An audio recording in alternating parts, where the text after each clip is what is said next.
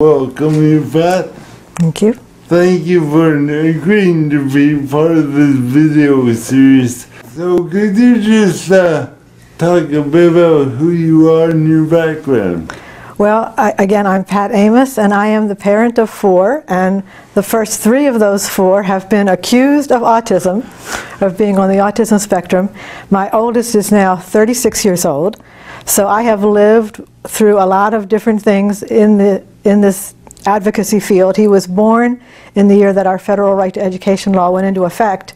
It was passed in '75 and he was born in '76, so we've seen quite a lot of changes take place, and a lot of changes that should have taken place we have not seen take place. I do training and consulting with families, with individuals, with agencies, and my background is in anthropology, which I thought, would not be of use again when I changed careers, but in fact it's turned out to be very central to what I do. And I was very fortunate to have a good friend who is the head of an occupational therapy department, and at her retirement party recently I congratulated her and said to her how wonderful that she had lived her dream and she'd had the career that she always wanted to have. And I was having a little pity party for myself on that day that I hadn't been able to become an anthropologist. And she looked at me and she said, "Pat, what is it that you do all the time? You try to understand people and things that are different and translate them so that other people will respect them. Wouldn't that be your definition of anthropology?" And in that moment, at this point in my life, she gave me back the whole past that I thought I had left behind, and it just hadn't realized. So begin with, Pat, can you talk about some of the pivotal experiences in your life that have shaped your current understanding of autism? I would be happy to, and I think that the most pivotal experience for any parent, for anyone, is that experience of diagnosis. When my oldest child was diagnosed, he was already 3.5 years old. People have been telling us for years, it's kind of a strange kid you've got there, we really think you should look into that. But we were very happy, and he was very happy, and so I just think maybe subconsciously I was postponing what I kind of felt and knew was going to be a bad experience. And finally the time came, it was time to enroll him in nursery school or preschool, and everywhere I took him they were saying, "I don't think so, we don't want to enroll this child, we don't want to have him." So I took a deep breath and realized it was really time to go through that next piece of the process, which was to find out what the nature of this weirdness that people were picking up on really was. So we belonged to an HMO. We didn't have our own doctor per se, and this is often stirred into the equation as you're going to people you don't know, who don't have a relationship with you, and asking them this incredible question. So I went into the office of 2 pediatricians who were assigned to our case, and they put him up on their little table, and they gave him a bunch of different tasks to do.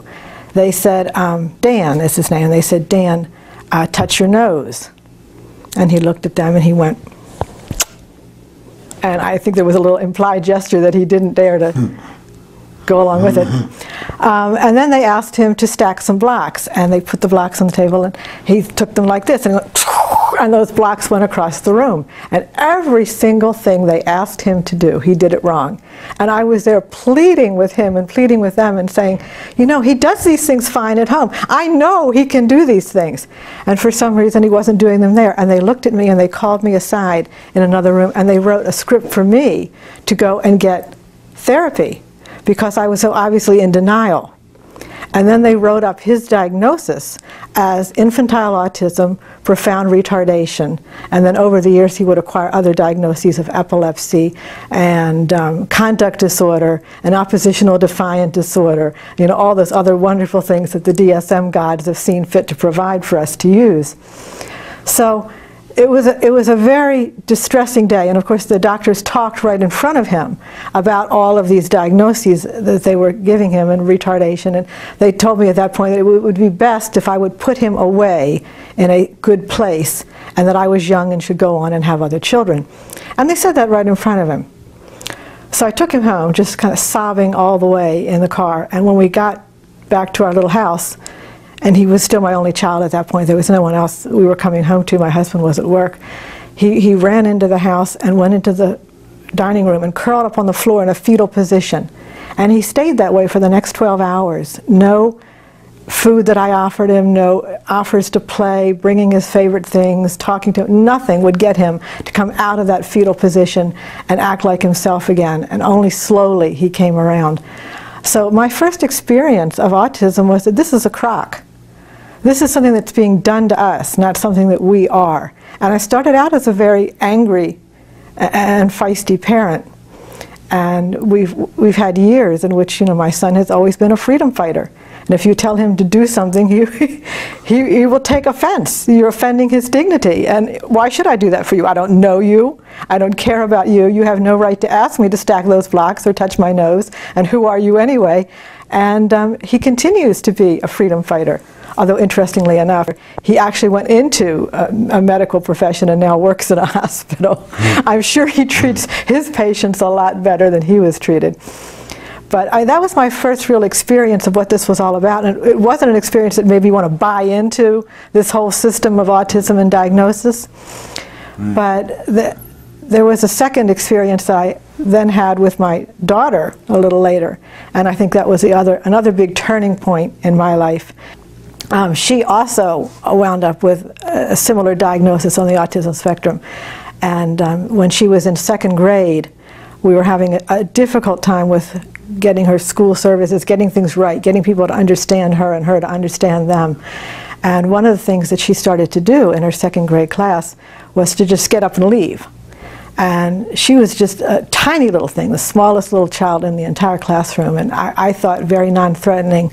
So it surprised me the way in which people reacted to this, because they really acted as if they were afraid of her, and as if the thing that they needed to do was to see her as a big, powerful person, because she had these disability labels and she got special education services, and they thought they were there to take her power away. They thought they were there to get in control of her. And they were affronted by the fact that she was getting up and leaving the room, taking the power and control back. So what would happen is she'd just all of a sudden jump up and she'd run out of the room all upset, and she'd run down the hallway, and then the teacher would run after her to stop her, to grab her and bring her back. But she was very, very quick, quicker than the teacher. So then the assistant principal would come and follow the teacher, and then the principal would follow the assistant principal, and then the janitor would follow, and they'd all be this long procession running through the halls of the school. And she would head unerringly to the cafeteria, because there were those great big long tables. And as a little tiny person, she only had to duck a little bit to get under them. And she could then spend hours shifting from table to table to table while the big adults came in and tried to grab her and run after her.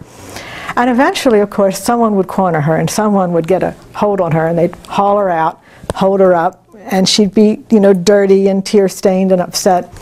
And at that point, they would call me to come to the school. And they'd just kind of say, "Is this yours, you know? Did you leave this here? Want to come and claim it?" And I would take her home and clean her up. And of course, this led to, you know, behavior analyses being done and a behavioral assessment. They didn't call it that in those days. But a team had to come and meet with her and diagnose her and so forth. And among the team's recommendations were that maybe she needed to be in a special segregated school, that, you know, we really just couldn't be doing this every day. So when I tell this story, I always ask people, especially if they're teachers or teachers in training, what would you typically do when a child like this would leave the room? Why do you think the child would be leaving the room? And first of all, they'll tell me two things: that the child is leaving the room to get attention, that all of this activity is about attention, and I will point out to them that in fact she seemed to be crying, she seemed to be upset. And then they'll tell me that bad attention for kids like these is the same as good attention.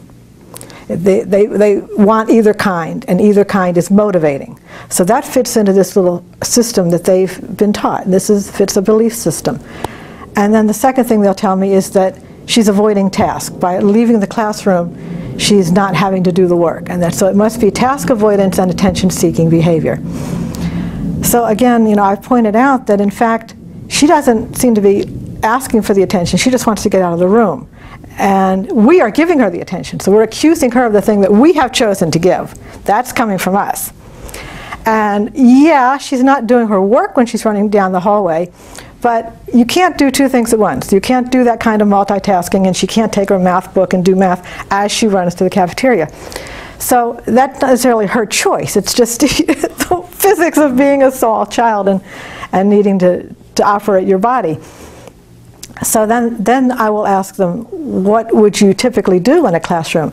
And what we get are these reward systems, point and level systems, you know, that every 15 minutes they would give her a star if she stays in her desk in the classroom, and she gets a certain number of stars, she'll get a reward, and if she doesn't get a certain number of stars, or she does something wrong or leaves the classroom, then the stars get taken away and she has to start over again. So they've got various kinds of elaborate systems of rewards and consequences that they thought they could implement to keep her in the classroom.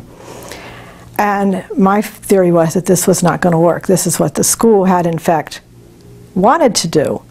And we sat down and we had a little meeting. And first of all, I said to the teachers, call her in. Ask her. So, you know, we never ask. We just have meetings about people, but we don't have meetings with people. And I don't care if it's only second grade. Ask her. So they called her into the room and said, well, you know, honey, why do you get up and run? She says, my brain doesn't tell my legs what to do. My legs tell my brain what to do. She knew. It was a perfect example of motor-driven behavior, and she was telling them it's not under my control. So then the question still was, you know, they still wanted to do the point system and the reward system so that she could learn self-control. And we had a long discussion about how do people learn self-control? How do they get the personal, emotional, social space to learn something? And we asked them to do something very daring that had never apparently been done before in the history of the earth.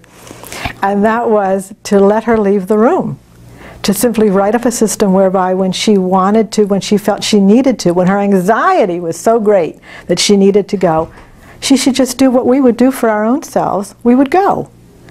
And she would, no one would ask her, no one would remark on it, would draw any attention whatsoever, and she would be told, you can go see the school nurse, the school secretary, or the school librarian, 3 fine, upstanding women who will give her a book to read and something to do, and when she's calm and she's ready, she'd go back to the classroom. But also when she went back, the teacher was not to say anything, no one was to draw any attention, this would go unremarked. Well, of course, the initial objections were all about the domino effect. If she gets to do it, everyone will want to do it too. You know, you have to give kids credit. Kids have much more sense than that. If the classroom is a happy place, and if they're enjoying learning, you know, that's the reward that keeps them in their seat anyway. So let's assume that that's what's happening, and the teacher's doing a good job, as we hope she or he is.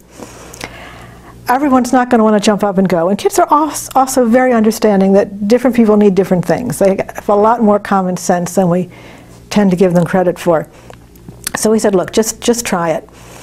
So she comes back into the room and we say, look, you know, we figured out what we can do. With your consent, you want to do this, this is what your new system will be. If you need to leave the room, you're just going to leave. And this is where you can go and this is what you do. Do you understand that? She goes, mm-hmm. So she goes back to the classroom, and the system is now in place. And I just want you to guess what happened next. If you had to do one of those awful charts and graphs about the behavior, and what happens to it, what do you think happens? Well, it's not fair for me because I think you know the answer. But you're right. You would expect sit in your seats, you know, most of the time, right. And then we become more and more and more over a period of 2 or 3 weeks. Yep. We would definitely expect to see improvement, and we'd expect to see it somewhat gradual. But in her case, this was so powerful, it was so effective, that she never needed to leave her seat again. And people were just astonished. But of course the answer was that this was anxiety-driven behavior. And once she was given control and the power to sort of play around with how her body felt, she was learning about her body. She was learning how it worked, and she was doing that in an environment where she was not afraid. So she could sit there and say, I feel like I gotta leave, gotta leave, I gotta leave, gotta leave. Oh wait, I can leave. Okay then, I'll give it another 5 minutes. And she was learning to do that very, very effectively. So we had given her the power. So I guess this was a long walk around the barn. But you started out asking, you know, what were my experiences? What did I learn about the autism spectrum? And first of all, I learned it was a crock that was imposed on people and made them very sad. That was the first thing I learned. And then the second thing really was that if there's anything going on there that we can talk about that's valid, it's about a lot of anxiety and some issues about needing to be in control. I think our kids, and a lot of kids, whether they have a label or not, feel like they're not in control of their destiny, and the anxiety gets so high that they can't function at all. And I think what we need to be doing is not taking power and control away from them and husbanding it to ourselves, but giving it to them. And I think that's the essence of good pedagogy. It's good education, it's good learning, and it's probably the last thing that we think of to do. And so then autism then becomes another repository in our society of what we do when we have bad pedagogy and bad educational practices, where we're always taking power and control away from people and never finding a way to give it to them. So those were just two big learnings. They don't validate autism as a diagnosis particularly, but they tell us, I think, how we respond, which is much more important.